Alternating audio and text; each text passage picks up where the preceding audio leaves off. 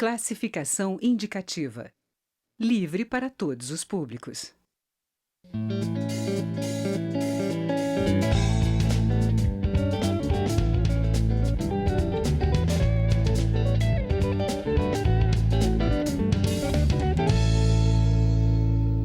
Eu converso no Palavra Aberta com o deputado Henrico Mizrazi, que é do PV de São Paulo, que além de advogado, claro, agora foi eleito deputado federal. Bem-vindo à Câmara Federal, deputado. Muito obrigado. Começando pelo seu mandato, o senhor é deputado, é a primeira vez que está aqui. O que fez com que o senhor se candidatasse? Qual a expectativa para os próximos 4 anos?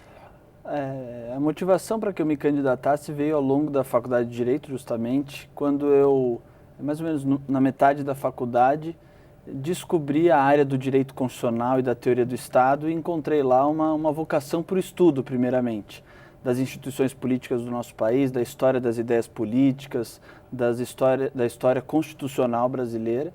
E desde então estudei, acompanhei a política, até que surgiu a oportunidade, em toda essa onda de renovação política que veio nas eleições do ano passado, de me candidatar pelo Estado de São Paulo e, graças a Deus, ser eleito. E a expectativa para os próximos 4 anos, eu me somo a tantos e tantos brasileiros que têm esperança de que essa renovação, de fato, frutifique em novos tipos de comportamento e em soluções concretas para as áreas mais necessitadas do nosso país. Então eu vejo com muita esperança e estou animado para esses próximos 4 anos. Isso entra então na sua defesa do voto distrital. Hoje nós temos um voto proporcional de lista aberta, que é muito competitivo, inclusive dentro do partido, um deputado briga com o outro para sair lá na frente. O senhor acha que então que o voto distrital mudaria essa situação e aproximaria o eleito do eleitor? Exatamente, esse é um dos temas aos quais eu me estudei e me dedico, porque justamente, primeiro, para discutir qualquer mudança institucional, a gente precisa ter consciência de que nenhum sistema é perfeito, nenhuma instituição é sem falhas e que toda escolha implica uma renúncia. O que eu acho é que o voto proporcional tem cultivado alguns problemas graves no nosso sistema representativo. Um deles se apontou e eu acho que é menos conhecido, mas que é o que a gente mais sente, que é uma divisão interna e uma competição interna entre os partidos. Hoje em dia, o principal adversário do candidato de um partido X é o colega de partido dele, porque ele precisa ter mais votos que o colega, não muitas vezes que o do partido da ideologia adversária. E aí quando vem uma coligação, todo mundo vira inimigo de todo mundo. Exatamente. Então isso, a gente tem um déficit de unidade interna dos partidos, porque o próprio sistema proporcional faz com que eles compitam entre si. O sistema distrital afasta esse problema. Além disso, a gente tem um problema que já foi discutido muito na última legislatura, de gastos com campanha política, né? E isso decorre principalmente estruturalmente do fato que lá no estado de São Paulo, por exemplo, de onde eu venho, a gente tem 645 municípios onde buscar votos. Eu tive voto em 621 municípios. Você precisa percorrer todo o estado. E agora, evidentemente, com as mídias sociais, a gente que está na renovação política consegue uma entrada, mas, enfim, é um sistema muito caro, o sistema proporcional, que identifica o distrito eleitoral com a circunscrição do Estado. E, além disso, também, você também citou, que eu concordo, o voto distrital é uma possibilidade, uma facilitação de uma aproximação entre o eleitor e o eleito, porque você diminui o distrito e o representante está lá perto, você sabe onde ele mora, você sabe onde ele está e fica mais fácil essa sensação até de representação e essa possibilidade de cobrança e de diálogo entre a sociedade e os seus representantes. É porque hoje em dia as pesquisas mostram que 90% dos eleitores nem lembra, depois de 4 anos, no representante que ele votou para a Câmara Federal. O sistema proporcional faz com que existam milhares de candidatos que possam ser votados por todo mundo. Então, muitas vezes criticam que o brasileiro vota mal, mas a gente também tem um sistema que faz com que ele tenha que decidir não entre 5, 6, 10 candidatos, mas entre 1.200 candidatos que aparecem na televisão dele e que ele pode escolher, entendeu? Então, em 45 dias, analisar a proposta, analisar a vida dessas pessoas, o sistema não ajuda também. Deputado, vamos falar um pouquinho sobre temas mais factuais?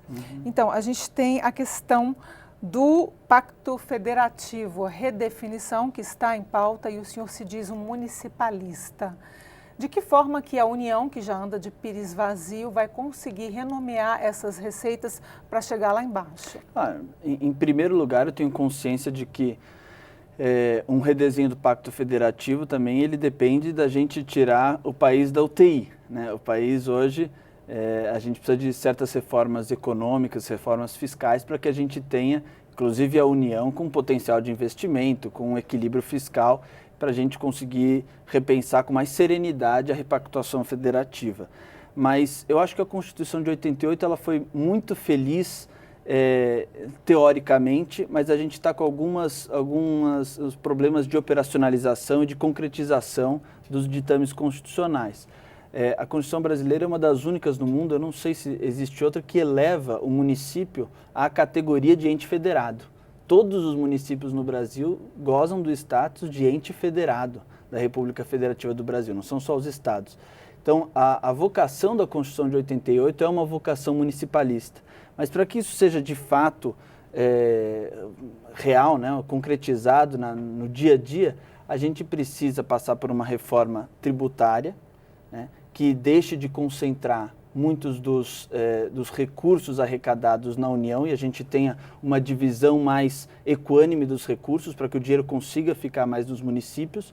E a gente precisa também, isso é uma reclamação, uma identificação que muitos prefeitos fazem, de que muitas vezes a gente dá competências administrativas, competências políticas aos municípios, sem dar também as condições econômicas, financeiras, e as condições, enfim, deles conseguirem realizar bem essas competências. Então a gente precisa fazer uma ampla discussão com a Frente Nacional dos Prefeitos, com a Confederação Nacional dos Municípios, enfim, com vários atores para que a gente possa solucionar isso, que a cada competência conferida seja conferidas também as condições para bem realizá-las. Antes de eu passar para a última perguntinha sobre a decisão do STF, o senhor acha que há espírito ainda para modificar a Lei Candir e beneficiar estados? Eu acho que sim. Tem uma questão que muitos estados, a gente tem uma diferenciação. E eu sou também municipalista, mas sou muito crente no sistema federativo e que a gente deve dar liberdade aos estados. Existem estados que se beneficiam da Lei Candir e existem estados que não se beneficiam. Então eu acho que a gente pode promover uma discussão, não tenho uma opinião formada, fechada sobre isso, mas promover uma discussão acerca de conferir maior liberdade tributária e de renúncia aos estados federados, para que eles possam adequar a legislação à realidade local. E se beneficia, adotar, se não beneficia, não adotar. Mas essa é uma discussão que eu acho que a gente precisa fazer, principalmente com o setor da agropecuária, enfim, e escutar todos os envolvidos. Deputado Henrico, sobre a decisão do STF em relação ao Caixa 2 e crimes eleitorais / crimes comuns. Foi uma decisão muito polêmica, muito criticada, principalmente pelos promotores da Lava Jato. Como que o senhor se situa nessa polêmica em relação à sua profissão, em relação à atividade de advogado? Perfeito, acho que foi uma decisão muito polêmica que foi envolvida, inclusive na sociedade, com a sensação que se passou foi de um desmonte da Operação Lava Jato, que é um patrimônio brasileiro que foi construído nos últimos anos, que precisa ser um marco de uma nova postura de intolerância para com a corrupção.